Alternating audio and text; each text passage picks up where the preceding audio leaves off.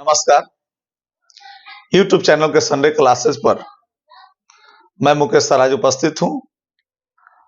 एक नया टॉपिक भारत की जनगणना अर्थात सेंसस ऑफ इंडिया लेकर के एक लंबे अंतराल के बाद में मैं YouTube पर लौटा हूं, कुछ व्यक्तिगत परेशानी और समय अभाव के कारण।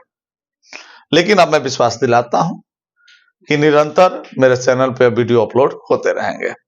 तो चलिए बिना समय गंवाए 2027 की जनगणना को देखते हुए मैंने आज का टॉपिक लिया है सेंसस ऑफ इंडिया। इसमें हम केवल जनगणना कैसे होती ये नहीं देखेंगे। मैं इसका आज टोटल ऐतिहासिक विश्लेषण करूंगा कि जनगणना की शुरुआत कैसे हुई, कब से हुई और क्या इतिहास के गहरे अगर अध्याय में जाते हैं या अगर हम प्राचीन इतिहास में जाते हैं तो क्या उस समय भी जनगणना होते थे, जनगणना से क्या फायदा होती है। सबसे पहले हम देखेंगे जो जनगणना होता है यह किसी देश या एक विशेष या सुपरिभाषित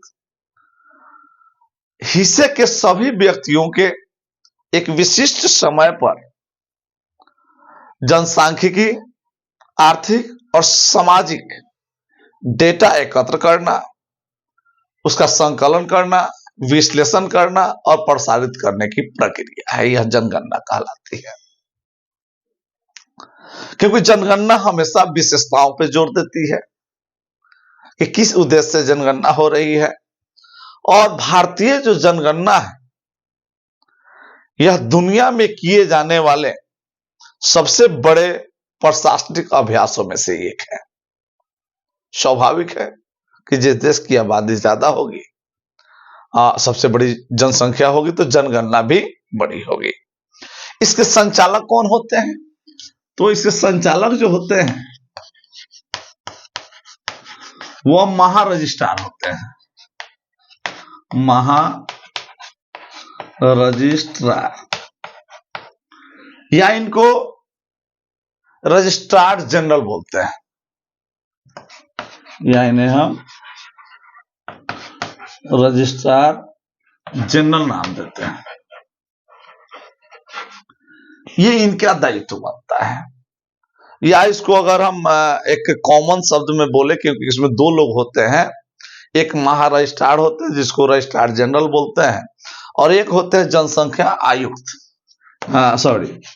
जनगणना आयुक्त। जनगणना आयुक्त। तो एक महारजिस्ट्रार होते हैं, एक जनसंख्या आयुक्त होते हैं जिनको सेंसस कमिश्नर बोलते हैं।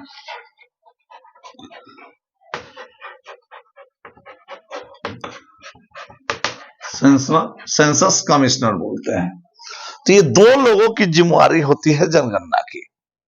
तो इसको हम कभी कभी एक साथ ज्वाइंट भी कहते हैं, registrar general and census commissioner of India, संयुक्त रूप से ऐसे कहा जाता है। तो ये दो पद होते हैं और ये जो दोनों पद हैं ये होम मिनिस्ट्री के अंतर्गत आते हैं। होम मिनिस्ट्री यानी जनगणना का जो कार्य है वह मिनिस्ट्री ऑफ होम अफेयर्स, गृह मंत्रालय की यह जिम्मेदारी बनती है। और इसका जो मुख्यालय है वह न्यू दिल्ली में है, नई दिल्ली में मुख्यालय है। तो इनका कार्य जो है, मुख्य कार्य, एक तो हो गया 10 की जनगणना, कि हर 10 साल पर इनको जनगणना कराना है। इसके अतिरिक्त ये जन्म मृत्यु का रजिस्ट्रेशन भी करते हैं, जन्म एवं मृत्यु का रजिस्ट्रेशन करते हैं, पंजीकरण, अर्थात बर्थ एंड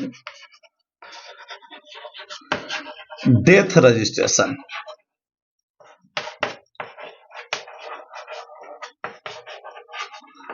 और सटीक भी है, क्योंकि जो जनगणना कर रहे हैं उनकी ही दायित्व बनती है कि जो जन्म लिया उसका रजिस्ट्रेशन करना है और जिनकी मृत्यु हो गई उनका भी रजिस्ट्रेशन करना है, ताकि पर ईयर एक आंकड़ा उसको मिल सके कि इतने लोगों का जन्म हुआ, इतने लोगों की मृत्यु हुई। रजिस्ट्रेशन से ये फायदा होता है।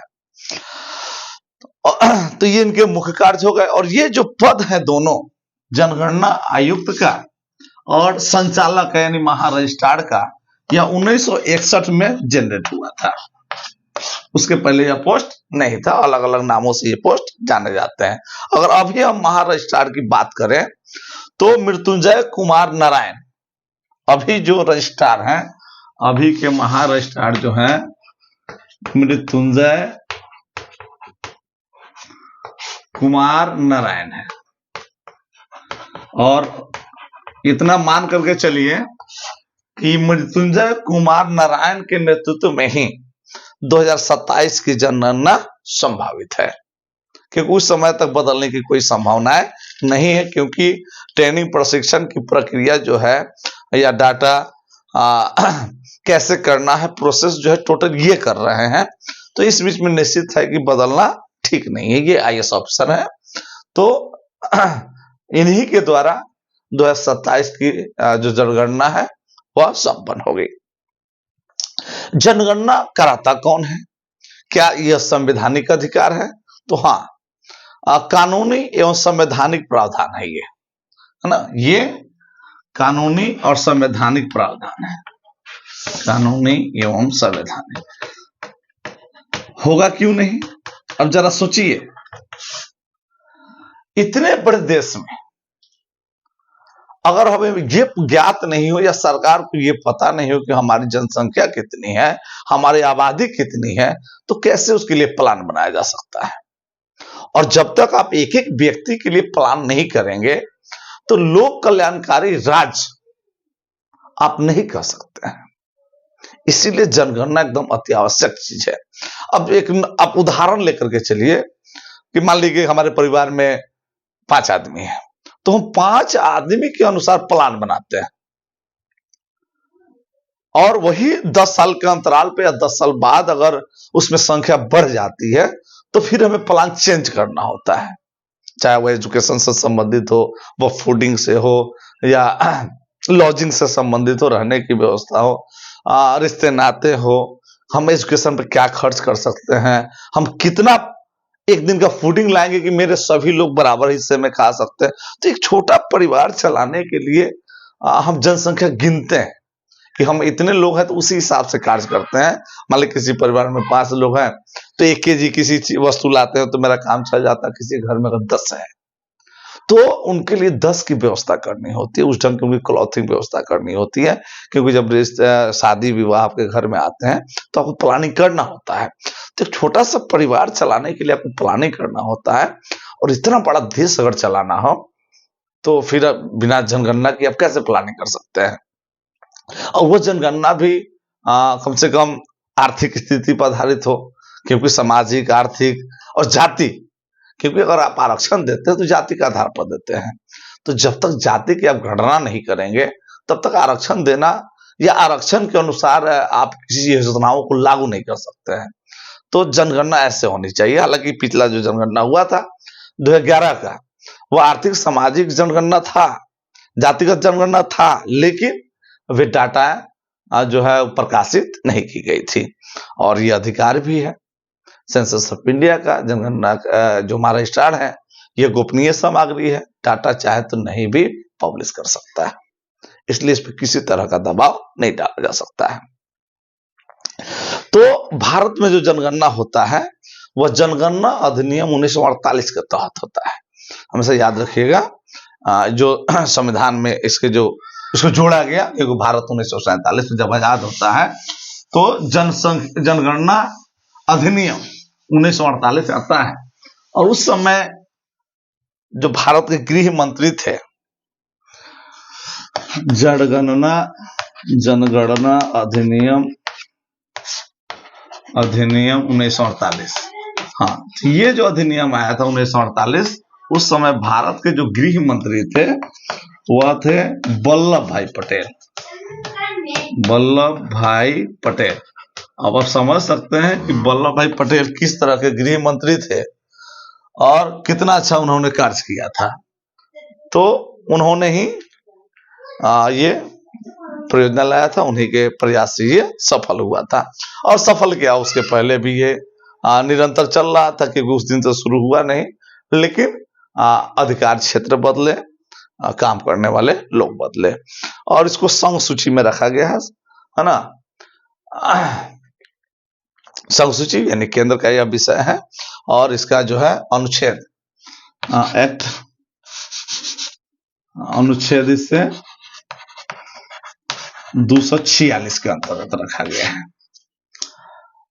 संविधान के अनुच्छेद 246 में जनगणना का जिक्र किया गया है, और संविधान की जो 7वीं अनुसूची है, 7वीं अनुसूची, 7वीं अनुसूची यानी अनुसूची में रखा गया है। तो 7वीं अनुसूची के जो सीरियल नंबर है, सीरियल नंबर 69, सीरियल नंबर 69 में है, यानी अनुच्छेद 246 में इसका जिक्र है, लेकिन उसको रखा कहाँ गया है, जिसको रखा गया है 7वीं अनुसूची में। और 7वीं अनुसूची के जो सीरियल नंबर है, क्योंकि यह संघ सूची का विषय है, तो 7वीं अनुसूची के सीरियल नंबर 69 पर इसका जिक्र है। और मैं पहले ही बताया हूं कि जनगणना की जो एकत्र की गई जानकारी होती है वह गोपनीय होती है, उसको सार्वजनिक नहीं किया जा सकता है कि किसके पास कितना धन दौलत है, किसके पास क्या है। सरकार इकट्ठा करती है लेकिन उसे गोपनीय रखती है। लेकिन अगर कहने का मतलब अगर सरकार गोपनीय रखती है तो फिर इस पे काम कैसे होगा? हाँ, तो इसका उपयोग होता है। उपयोग किस चीज में होता है? तो इसका जो डेटा होता है, इस डेटा का उपयोग सेंट्रल गवर्नमेंट प्रशासनिक तैयारी या प्रशासन या योजना बनाने, साथ ही नीति निर्माण करना हो।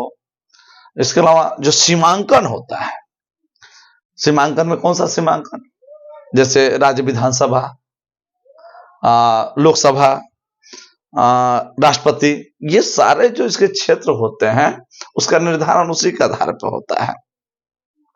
इसके अलावा किस क्षेत्र में किस मजदूर टाइप के लोग हैं, मिडिल टू लो लोग अगर हैं तो वहां हम उद्योग बैठाएंगे तो हमारे यहाँ मजदूर मिल जाएंगे।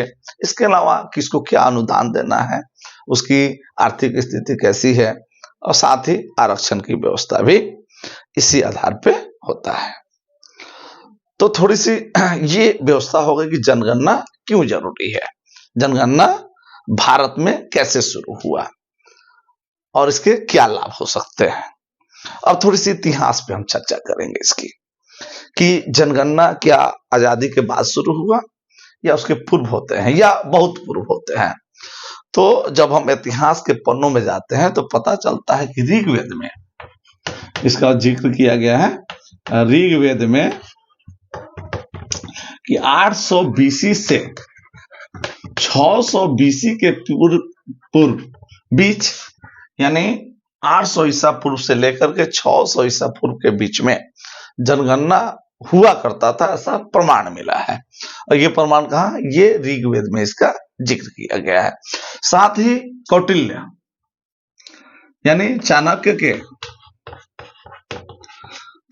कहें, कौटिल्य कहें, विष्णुगुप्त कहें, इनकी जो पुस्तक थी अर्थशास्त्र, आप जानते हैं अर्थशास्त्र कोई इकोनॉमिक्स की किताब नहीं थी बल्कि एक राजनीति पॉलिटिकल किताब थी। और इस पॉलिटिकल किताब में ये लगभग 300 यानी 3rd सेंचुरी में ये लिखा गया है। और उसमें इस बात का जिक्र किया गया है कि 3rd सेंचुरी में अर्थात 3री सदी में योजना बनाने के लिए, उस समय मौर्य प्रशासन था, चंद्रगुप्त मौर्य को इन्होंने स्थापित किया था। तो अर्थशास्त्र से भी पता चलता है कि उस समय कराधान के लिए यानी टैक्स वसूली के लिए जनगणना किया जाता था कि उस क्षेत्र में कितने लोग हैं टैक्सेबल, जो टैक्स पे कर सकते हैं या जो संपन्न है, तो उसके लिए जनगणना होती थी। जनगणना 2 चीजें सामने आती थी, जो संपन्न उसे टैक्स लेना है और जो गरीब है उस पर खर्च करना है। तो इसलिए उस समय भी जनगणना का जिक्र मिलता है। इसके अलावा अबू फजल की अकबरनामा,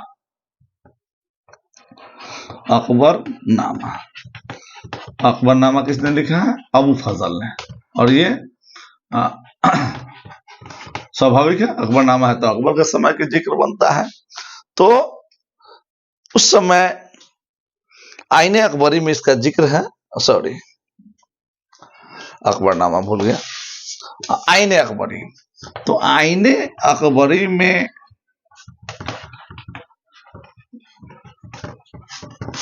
अकबर के समय अबू फजल के इस आईने अकबरी में इस बात का जिक्र है कि उस समय भी जनगणना किया था। जनगणना का आधार था कि जनसंख्या जानना, धन, उद्योग धंधे या उसके जन कल्याणकारी कार्यों के लिए उसमें इन्वेस्ट करने के लिए जनगणना उस समय में थी। अब चलते हैं, ये थी पूर्व में कि भारत में जनगणना होती थी, भारत में जनगणना होती है। जनगणना कब शुरू हुई? अब हम देखते हैं कि जब भारत गुलाम था, भारत स्वतंत्र नहीं था, तब जनगणना कब शुरू हुआ। हम बात भारत की परिप्रेक्ष्य में नहीं करेंगे, हम बात अब वर्ल्ड वाइड करेंगे। सबसे पहले चलिए आजादी पूर्व हम चलते हैं, इसको मिटा देता हूं। तो आजादी पूर्व भारत ब्रिटिश इंडिया था, यानी ब्रिटेन के अधीन वाला इंडिया था। तो उस समय ब्रिटेन में सबसे पहले 1800 ईस्वी में जनगणना प्रारंभ हुई थी। अब जनगणना किस लेवल पे हुआ था, क्या समस्त ब्रिटेन का हुआ था या कुछ क्षेत्रों का हुआ था? तो 1800 ईस्वी में जनगणना हुई थी। अब आइए थोड़ा सा भारत में, तो प्रयागराज में जनगणना हुई थी 1824 ईस्वी में। प्रयागराज यानी आज का इलाहाबाद, यहाँ 1824 ईस्वी में जनगणना कराई थी और जेम्स प्रिंसेप ने करवाया था। जेम्स प्रिंसेप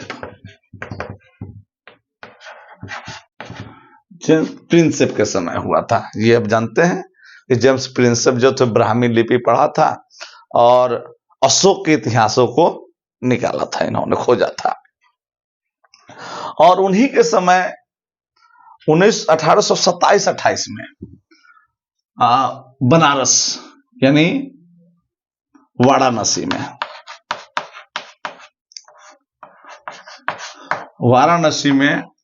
1827-28 में जनगणना हुई थी और जनगणना कराने वाले जेम्स प्रिंसेप थे। इसके अलावा और भी अगर आगे बढ़ते हैं हम, 1830 में ढाका, यह वही ढाका जो आज बांग्लादेश की राजधानी है, तो ढाका में 1830 ईस्वी में जनगणना हुई थी। और 1830 के जो जनगणना हुए थे वह जनगणना कराने वाले हेनरी वॉल्टर थे।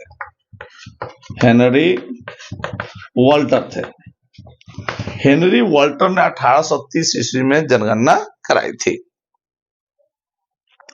और इन्हें जनगणना का जनक माना जाता है। इन्हें हेनरी वॉल्टर को जनगणना का जनक माना जाता है क्योंकि इन्होंने जो जनगणना किया था एकदम अत्याधुनिक तरीके से जनगणना किया था। फिर ढाका में फोर्ट सेंट जॉर्ज के द्वारा 1836-37 में भी जनगणना हुआ था। तो ये उस समय की बात है। अब थोड़ा और आगे बढ़ते हैं। 1849 ईस्वी में 1849 भारत सरकार ने, अर्थात उस समय की तत्कालीन ब्रिटिश इंडियन गवर्नमेंट ने, जो यहाँ प्रतिनिधि थे, उन्होंने स्थानीय सरकार को पंचवर्षीय जनगणना का आदेश दिया था।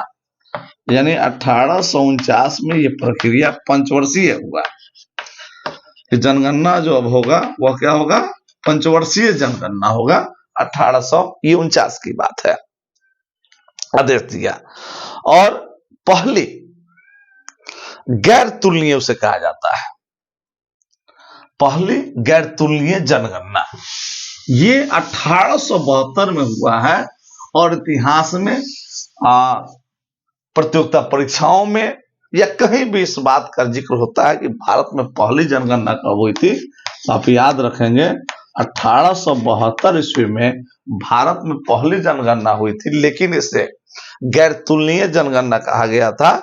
और ये जनगणना जो कराया था वह लॉर्ड मेयो के समय हुआ था। उस समय के जो गवर्नर जनरल थे लॉर्ड मेयो के समय यह जनगणना हुई थी। इसे गैर तुलनीय कहा गया था, गैर तुलनीय, क्योंकि जो इसके आंकड़े थे वे ठीक नहीं थे, संतोषजनक नहीं थे, लेकिन एक पहला प्रयास हुआ था। लेकिन पहली जो तुलनीय जनगणना हुई थी वह 1881 में प्रारंभ हुई थी, अब ये हम कहेंगे। और ये किसके समय हुआ था? तो लॉर्ड रिपन के समय हुआ था। लॉर्ड रिपन उस समय गवर्नर जनरल थे, लॉर्ड रिपन के समय थे पहली जनगणना हुई थी 1881, और उस समय से ये हर 10 वर्ष पर निरंतर होती चली आ रही है। और इस जनगणना के जो प्रभारी थे या जनगणना आयुक्त थे W.C. प्लोडेन थे। इसके जनगणना आयुक्त जो थे W.C.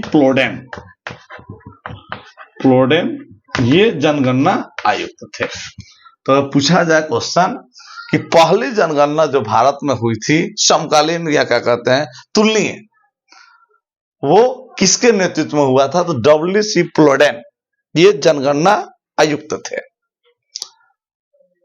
सेंसस कमिश्नर थे ये। और उस समय गवर्नर जनरल कौन थे? तो लॉर्ड रिपन थे। लेकिन पहली गैर तुलनीय का अगर बात आए या ऐसे पूछे कि ऑप्शन अगर मिल जाए दोनों, तो पहले हम 72 को चूज करेंगे, और ये लॉर्ड मेयो के समय हुआ था। इसमें देखिए इसको क्यों पहली जनगणना माना गया है? क्योंकि इसमें कुछ क्षेत्र को छोड़ करके लगभग समस्त भारत की जनगणना हुई थी। कुछ भाग छोड़ने का क्या मतलब? तो कुछ भाग छोड़ने का मतलब कश्मीर को छोड़ दिया गया, यानी जम्मू कश्मीर को शामिल नहीं किया गया। दूसरा, पुर्तगाली क्षेत्र जैसे गोवा और दमन और दीव, ये जो क्षेत्र थे पुर्तगाल के कब्जे में थे, उसको छोड़ दिया गया।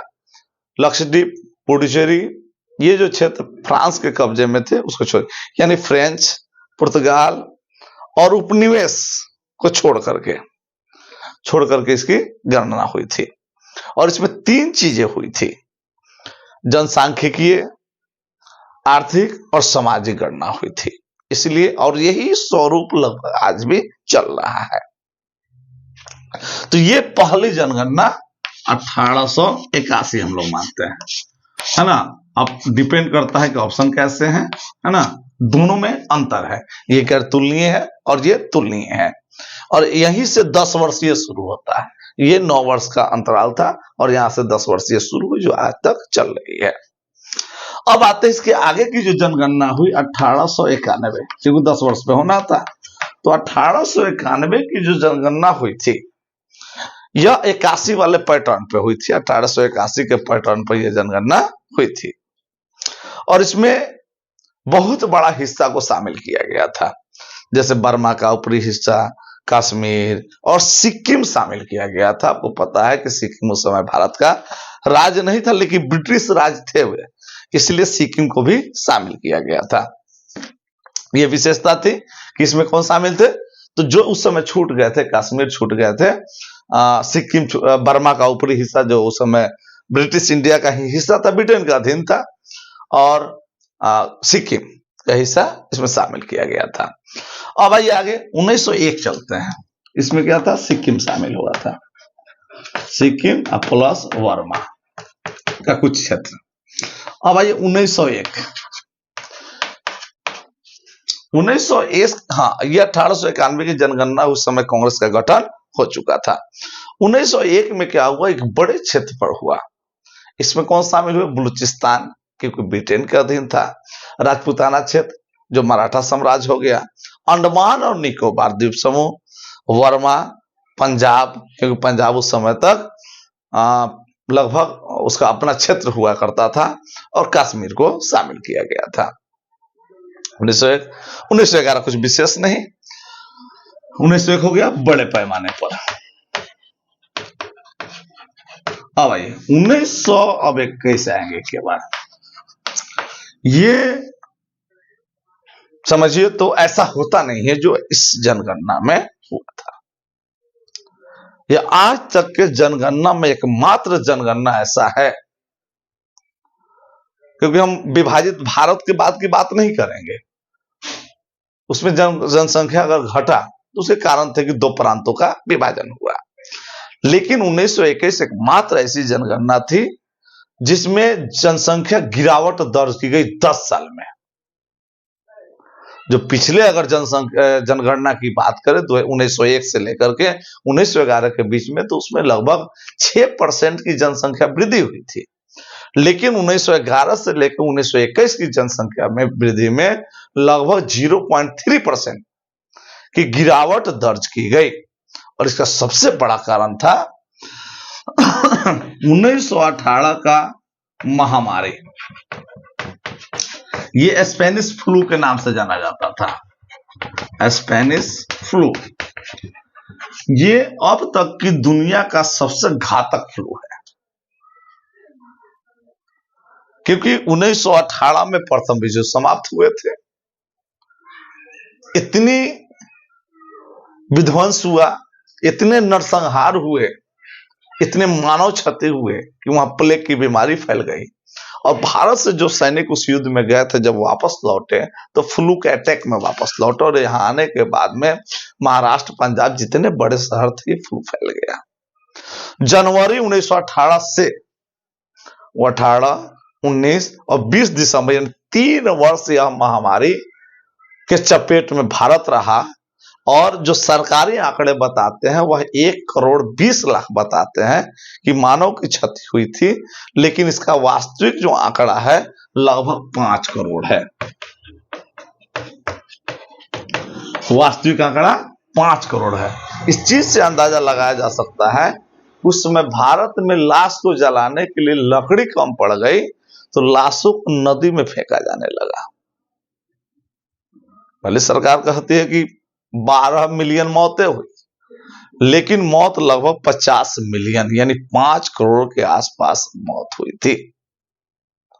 तो ये पहला निगेटिव आंकड़ा था, क्योंकि इतने बड़े पैमाने पे मृत्यु हुई है। और इसे ईयर्स ऑफ ग्रेट डिवाइड कहते हैं, ईयर्स ऑफ ग्रेट डिवाइड के नाम से जानते हैं, ईयर्स ऑफ ग्रेट डिवाइड। क्योंकि इतने बड़े क्षति, मानव की क्षति इसके पूर्व न कभी हुई थी, न उसके बाद कभी हुई। केवल भारत में 5 करोड़ आंकड़ा था। आप पूरे विश्व के आंकड़ा का अंदाजा लगा सकते हैं। उस समय उस समय भारत की आबादी 1/4 घट गई थी, 1/4 घट गई। अब जरा सोचिए, अगर 25 करोड़ हमारी आबादी थी तो 1/4 कीजिएगा तो लगभग 6 करोड़ के आसपास जाता है। तो ये आंकड़े थे, है ना, 5 करोड़ प्लस ये आंकड़ा था मौत का। और यही हाल यूरोपियन कंट्री में भी हुआ था। प्रथम विश्व युद्ध के बाद में बड़ी मौत, 1/4 25% आबादी मौत के गाल में समा गई थी। एक तो युद्ध और दूसरा ऊपर से 3 साल की महामारी।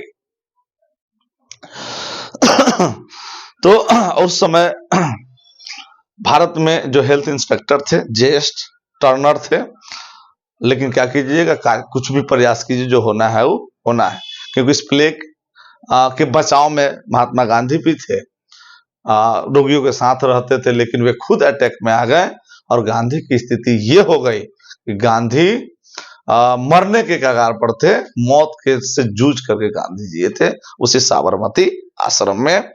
और किसी ने कहा, उस समय मात्र इनकी उम्र 48 साल थी, क्योंकि साउथ अफ्रीका से तो 1915 में वापस आ गए थे। तो गांधी भी इस चपेट में आ चुके थे। और वही दाह संस्कार की बड़ी भयावह स्थिति, नदियां लाशों से भर गई, नदियां जाम हो जाती थी। चलिए आगे देखते हैं। तो ये माइनस वाला था, निगेटिव आंकड़ा इसमें आया था। 1931 की जनगणना एकमात्र ऐसी जनगणना थी जो जातिगत गणना थी, जिसमें जाति के आंकड़े निकाले गए थे। और अब तक की पूरी जनगणना में एकमात्र यही 10वीं जनगणना है जिसमें जातिगत गणना हुआ था। उसी जातिगत गणना के आधार पर 1980 में मंडल आयोग आया। 1931 के जनगणना के आधार पर 1980 में मंडल आयोग का गठन हुआ था। और जानते ही हैं, ये मंडल आयोग 1990 के दशक में लागू हुआ था। और इसी में 52% ओबीसी की आबादी थी, क्योंकि उस समय लगभग 27 करोड़ टोटल आबादी थी और 52% जो थे उसमें ओबीसी थे। और मंडल आयोग का गठन हुआ उस मंडल आयोग में 27% ओबीसी आरक्षण की बात कही गई और जेएच हल्टन उसके अध्यक्ष बने थे, जो 1990 में लागू हुई थी। और ये आधार क्या था? तो 1931 की जनगणना का आधार था और लगभग 100 वर्ष हो गए 31 के जनगणना का आधार पर आरक्षण है। और अगली जो जनगणना होगी 1927 की, वह भी जातिगत, सामाजिक और आर्थिक आधारित होगी। अब 1941, 31 उसके बाद में 41, 1941 की जनगणना शुरू हुई थी लेकिन स्पष्ट नहीं हुई क्योंकि सेकेंड वर्ल्ड वार था। तो सेकेंड वर्ल्ड वार के कारण ये जनगणना पूर्ण नहीं हो पाई। ठीक है। और उसके बाद में क्या हो जाता है? भारत आजाद ही हो गया और आजाद हो गया तो 1948 में भारत ने अपनी क्या कहते हैं जनगणना अधिनियम बना लिया। अब देखते हैं थोड़ी सी आजादी के बाद की जनगणनाओं को। तो भारत 1947 में आजाद हो जाता है। 1948 में वल्लभ भाई पटेल जब गृह मंत्री रहते हैं तो जनगणना आयोग का गठन होता है। उस जनगणना आयोग के गठन के बाद पहली जो 10वीं जनगणना होती है वह 10 वर्षीय रिपीट होता है और भारत भी 1941 में जनगणना कराता है और 1951 की जनगणना स्वतंत्र भारत की पहली जनगणना थी।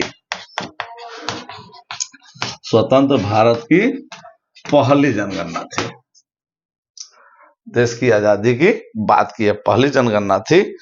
और इसके जो रजिस्ट्रार थे या सेंसस कमिश्नर जो थे वह आर.ए. गोपाल स्वामी थे। R.A.. Gopal Swami, R.A.. Gopal Swami, R.A.. Gopal Swami के नेतृत्व में स्वतंत्र भारत की पहली जनगणना हुई थी और यह अधिनियम था 1948 की जनगणना अधिनियम। अब आइए 1971, 1971 जो फैक्ट है जिसमें कुछ विशेष है मैंने उसी को उठाया है, जिसमें कुछ विशेष नहीं जो सम्मान चल रहा था उसको नहीं उठाया। 1971 इसलिए उठाया हूं, 1971 बांग्लादेश उस समय आजाद हुआ था, भारत संघर्ष भी किया था, पाकिस्तान के साथ युद्ध झेलना पड़ा था। और इस 1971 की जनगणना के आधार पर विधानसभा, लोकसभा, राष्ट्रपति, स्थानीय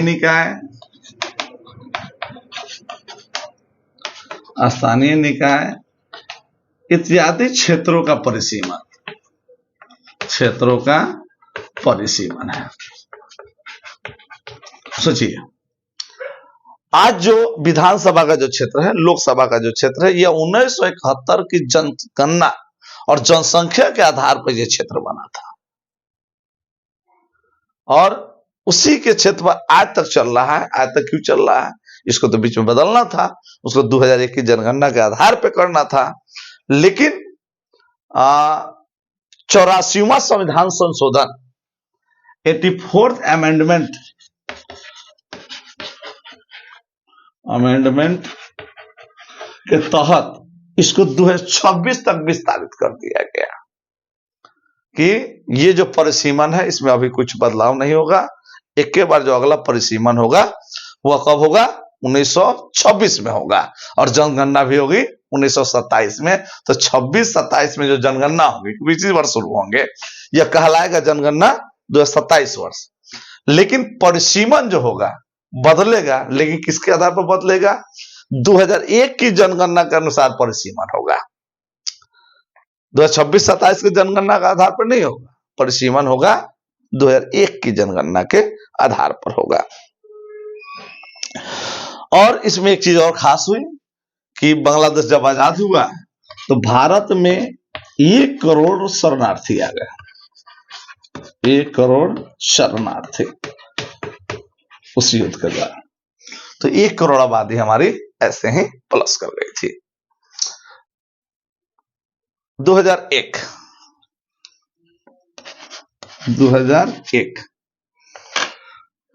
कुछ खास नहीं लेकिन विशेष इसलिए कि पहली बार भारत की आबादी 100 करोड़ पार हुई थी।